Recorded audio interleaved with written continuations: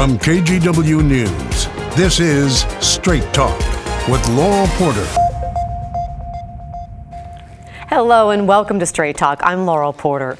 After months of wall-to-wall political ads on the airwaves, mailers stuffing your mailbox, and candidates' text messages asking for your vote, Decision 2024 is just about here. In this episode of Straight Talk, our KGW political analyst, Republican Rebecca Tweed, and Democrat Annie Ellison are here to give us their take on the election, the mood of the electorate, and what races they're watching. Rebecca Tweed is president of Tweed Strategies. For over a decade, she's been a top political strategist in Oregon and worked on 111 campaigns, including for local government, legislative, and statewide candidates, plus county and statewide ballot measures. She has a 93% success rate. Annie Ellison is the outgoing executive director of Emerge Oregon. She has crisscrossed the country working on campaigns for progressive Democrats from statewide to state house offices, city council and Congress in the Midwest, South, East Coast, California, and Oregon. Before joining Emerge, Annie worked with women candidates up and down the ballot, including Michigan Governor Gretchen Whitmer. Ann and Rebecca will be joining us for complete KGW coverage on election night, and they join us now to give us a preview. Welcome to Straight Talk. It's so great to have you both here again. Thank you. Thanks. We'll have a lot of fun on election night. It should be exciting. So the big day is almost here. How are you feeling? How do you think voters are feeling? Let me start with Rebecca. You know, I'm exhausted. I think voters are probably pretty exhausted at this point too. But, you know, there's a lot of energy around this election, and we say that every time, but as we know, they get bigger and bigger, and Oregon has probably one of the largest ballots it's ever had before. So I don't know. It's kind of interesting, but yeah, a little tired. A lot of anticipation. Annie, Yeah. How are you feeling? How are voters feeling? You know, I think voters are as excited as they are confused, at least in Portland, and they're very excited. I think at the top of the ticket, there's a feeling that's kind of that, like, there's a fight after school. We want it to be over, but we don't want it to happen yet. There's this kind of anxiety. And then, you know, we've got this really exciting, you know, again, like the primary, the energy is coming from down ballot. It's coming from women. Yeah. It's got, you know, these Portland city races. There's a lot of excitement and, you know, uncertainty. And then there's these, you know, two of the biggest congressional races in the country just right in this market. So, and we'll dig into some of those races excited in just to. a moment. But Rebecca, you were saying that you're seeing something you've never seen before with Republicans. So they're segmented. What do you mean by that and why? Well, normally there's a pretty large spectrum of where Democrats fall, you know, very progressive or not so, or moderate. Same with Republicans. And over the last decade, probably, I feel like I've seen more ticks in where Republicans fall on that spectrum of, I'm a little bit moderate, but very conservative on this, or I'm always going to vote Republican except this one litmus test issue or something like that. And as I've worked on 18 campaigns in the last 2 years, actually, just in Oregon alone, Republicans, sometimes they're just not in the same consistency anymore of, you know, there's these top issues, and if you meet that, I'm going to vote that way. Or I just don't want to vote for a Democrat, so I'll pick whoever it is. I just feel like there are a lot more issues, and Republicans are taking a different view on the value of their vote. And what those votes look like and what those issues are. And, you know, a lot of that has to do with the complexity of the election around the state. I mean, lots of counties have multiple ballot measures, they have recalls, they have competitive races. And, you know, some of that principle philosophy where you could just say, I can communicate with 90% of Republicans and I'm going to be fine. I don't think it's there anymore. A little harder to run a campaign, isn't it? Let's talk about turnout. We're taping this on Friday afternoon, and this is airing Sunday and Monday night. But for now, where are we in voter turnout, Annie? And what are we seeing compared to like 2020? Yeah, so I would say, so statewide, we're sitting right about 38%, which is, that's a really healthy clip. You know, Democrats and Republicans are actually voting at a little bit higher propensity. So about just over 50% of Republicans have already cast their ballot, about 46% of Democrats. That being said, like 100,000 more Democrats, sorry, we have more people than you. 100,000 more Democrats have voted, even though Republican turnout is higher. We're ticking along well. You know, there's not a single race I've seen in the country that has turnout similar to 2020, right? That is a activity we like to do in Oregon, right? We drill it into our kids. We're like, fill in that bubble. This is your duty. It's important. It's a family activity. We had a lot more time to do that activity right away when there was a pandemic. But we're clipping at a healthy rate, I would say. There's just, it's more of a family project this year than the family activity. And I know we'll get more into how the big ballot. Not to interrupt, but I think one of the reasons that you're seeing Republican turnout surge early at the start is a lack of trust in the electoral system, right? I mean, that has been a main talking point in Oregon, especially with the issues we've had in the last month or so with, unregistered. The DMV. All of that issue. And so typically Republicans will hold on to their ballots longer to try to trust the system that way. But this year, I think, one, there's energy to vote for President Trump from a large enough segment of Republicans in Oregon that you're going to see that push. The second is, I think it's, let's get my ballot in right now. I want to know that it's been tracked. I want to make sure, and it's an election integrity drive as well. And to be fair, I mean, a number of counties have had issues with ballots. Clackamas has an issue already that's been reported on machine tracking. And if you think that that's going to impact your ballot, you may not be one of those election day voters anymore. But I do think the turnout also goes to the excitement. I mean, voters, the amount of information they've been inundated with also gives you a sense of pride and responsibility in taking care of that vote. And so I think voters are energized, excited, also exhausted because there's so much pressure on them this year, so to speak. But we talked about the presidential race. Our votes are important, but probably not pivotal in the election. Who wins the race? That'll be more of the swing states. But when it comes to Congress and the U.S. House, we are pivotal. That through line runs right through the Pacific Northwest when you talk about the possibility of control of the U.S. House. We have very competitive, fierce races. Let's start with some of them. District 5 in Oregon, we have the race between Representative Lori Chavez-Dreamer, Republican, who flipped that district last election. Kurt Schrader had it for 7 terms, and he lost to Jamie McLeod-Skinner. And now she's being challenged by Democrat Janelle Bynum. What do you make of this race, Rebecca? It's as competitive as I expected it would be. Congresswoman Chavez-Dreamer has done an exceptional job being representative of her district, taking on issues in a bipartisan nature. But we have to remember that district has changed dramatically from redistricting. And so you carve in just a few thousand moderates or just a few on either side of party affiliation. And that's going to change the race. And we saw that in the primary. I mean, it took weeks to figure out who had won that actual campaign just because the voters are different. I think it's a tough sell in a presidential year when you have essentially an open seat for president, sort of an incumbent with the vice president, sort of an incumbent with a former president that's pretty divisive. And that seat is right in the hotbed of really distinct and very diverse counties and areas. So I'm not surprised it's close. I would not bet money on who's going to win that. And I don't think anybody else is that I've talked to. Annie, the Democrats would love to flip this seat. And look, Biden won this seat in 2020 by almost 9 points, okay? Do Republicans have any business holding this seat? Sure, Rebecca. The spending is tens of millions of dollars have been spent in this race. Janelle Bynum actually broke the record, $3.5 million she raised in a quarter. That's a record for a congressional. In Oregon, she's out raising an incumbent congresswoman. So that there's momentum behind Janelle Bynum for sure. I think it'll be one to watch for sure. Yeah. Well, one we're also watching is over in Washington, across the river in Southwest Washington, District 3. The Republicans would love to flip this district back because Jamie Herrera Butler held that since 2010 until she lost, was edged out in the primary last election by Joe Kent. This is a rematch between Joe Kent and Representative Marie Gluesenkamp-Perez, the freshman Democrat. What do you think is going to happen there? It's kind of like the inverse of what's happening in Oregon 5, right? This is a district Trump won by 4.5 points. Do we have any business holding it? Why, yes, we do. It's a rematch and similar to the Oregon 5 is a rematch. Those two have duked it out for the state house. Janelle won each time.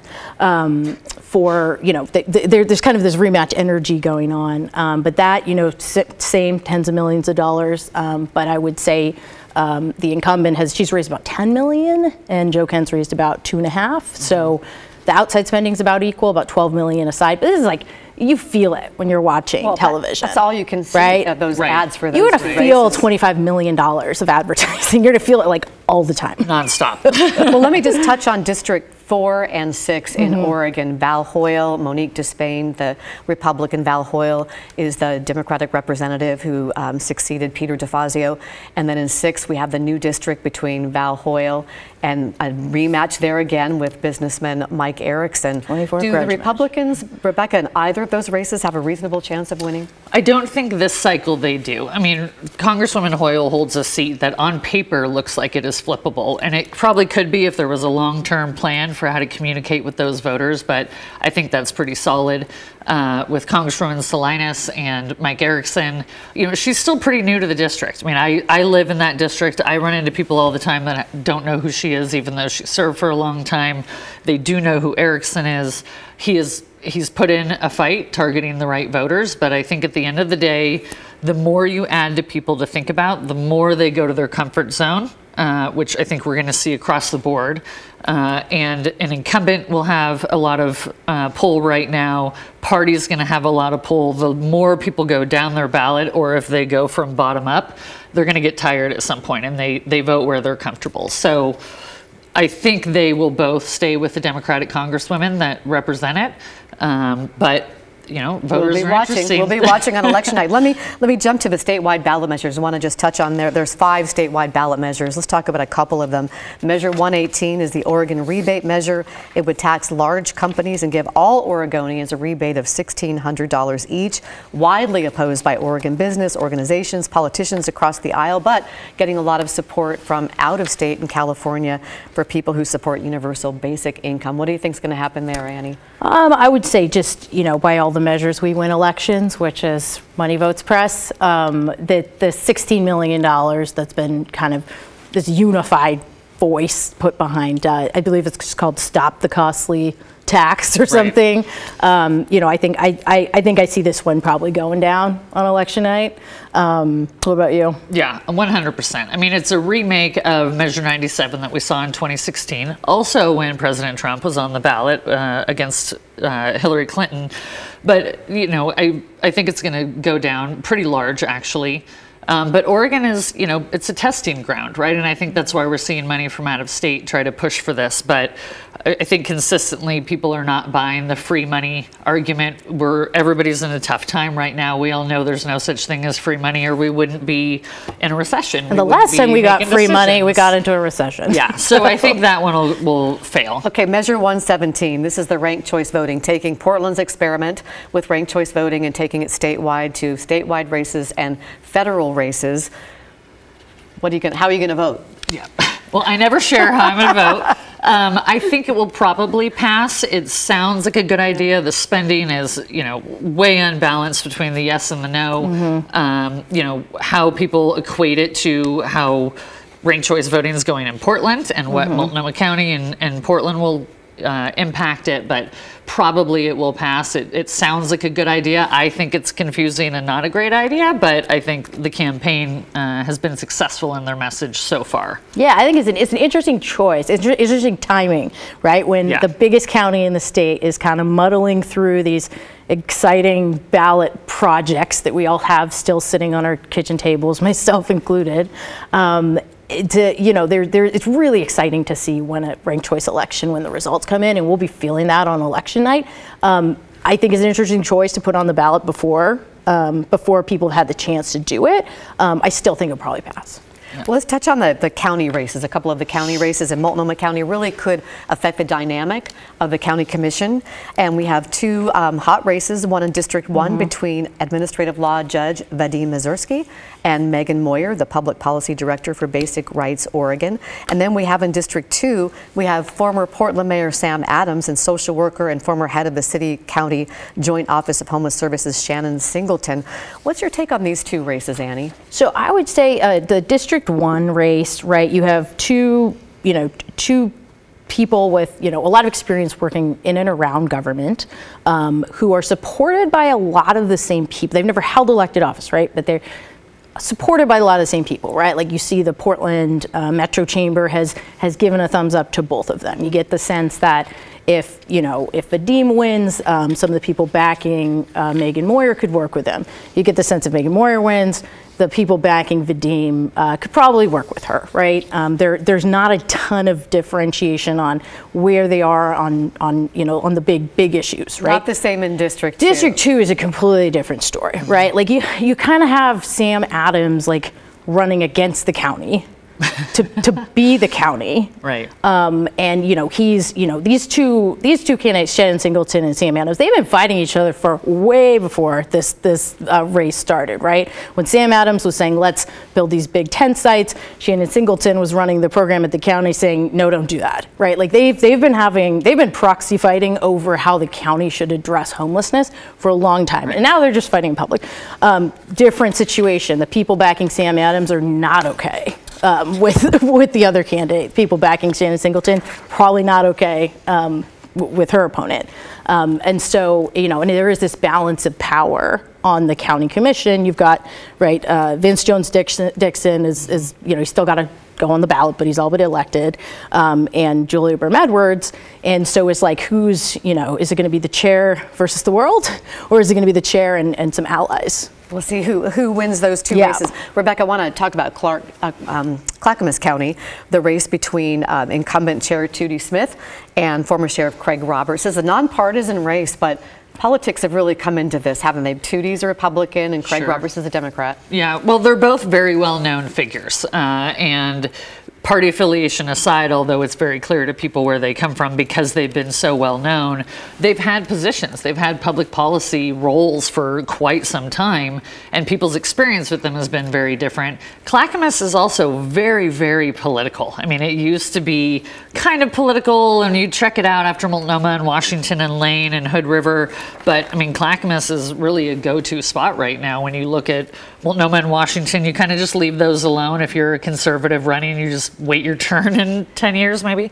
But Clackamas is political anyway. And so had even the candidates not really been really driven to make it clear where they stand, voters are aware. So it'll be really close. It's a very interesting race with two very different candidates running for that seat. Well, we got to talk about Portland because I think, Annie, you said the ballot weighs 3 times what they were in the last election. It's a full pound. It's like a Hungry Man dinner. How are people feeling about this new ranked choice voting and the myriad of candidates? We'll dig into that right after the break.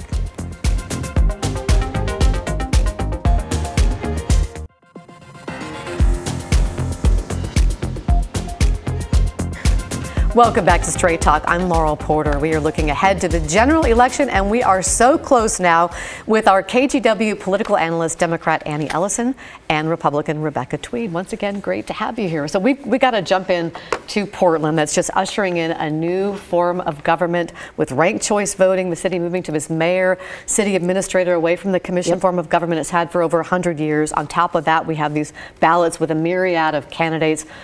How do you think it's going? What are you hearing from voters? Yeah, so I mean, the ballots are, like I said, they're like a pound, right? So it's like this Hungry Man dinner of a ballot. It is double. It is 4 pages, like back, 2 pages back to front. Taking the SATs. There's like, oh wait, there's more. Yeah, there's like a hidden compartment, and then there's like more ballot. So and then then there's the rest of your ballot, right? So the sense I got is, we passed this charter reform here in Portland exuberantly, right? With like landslides, 70% or something like that.